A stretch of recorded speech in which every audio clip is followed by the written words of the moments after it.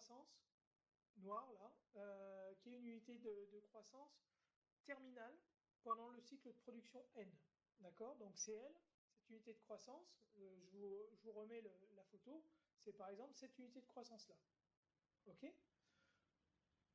Donc comme elle est en position terminale, au moment de l'hiver, cette unité de croissance, elle peut soit rester végétative, elle ne fleurira pas, ça arrive, hein, tout ne fleurit pas, soit elle peut fleurir, soit elle peut éventuellement former un fruit, donner un fruit. Fleurir et donner un fruit, d'accord? Voilà. Après, il y a le cycle de production suivant qui arrive, et donc il va y avoir la croissance végétative. Donc voilà, on symbolise la croissance végétative du manguier au cycle suivant, d'accord?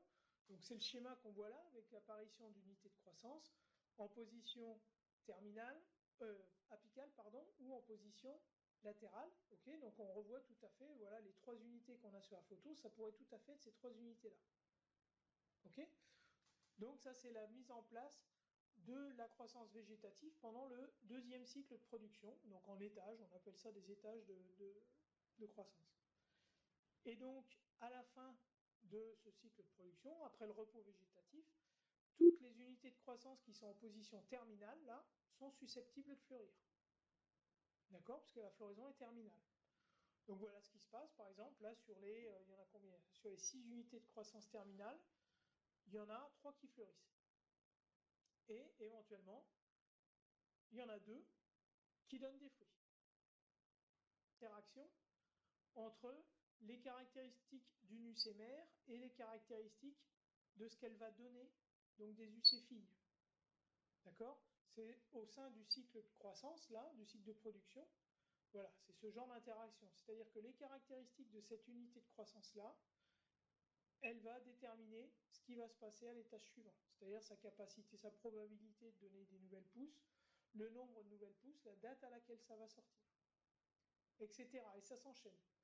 Et quand on arrive au bout du compte, les caractéristiques de cette unité de croissance-là, elle est apicale, elle est sortie à la date jaune, alors que celle-là, par exemple, elle est latérale et elle est sortie à la date orange. Donc elles ont des caractéristiques différentes. Et bien celle-là, elle a fleuri, elle a donné un fruit, celle-là n'a rien donné.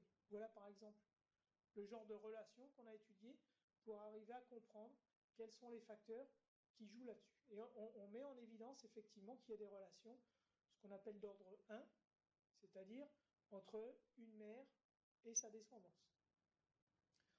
Mais on a mis également en évidence, à l'intérieur d'un même cycle de production, des relations à plus longue distance, où les caractéristiques d'une unité de croissance, comme celle-ci, vont influer à un ordre supérieur à 1 ce qui se passe.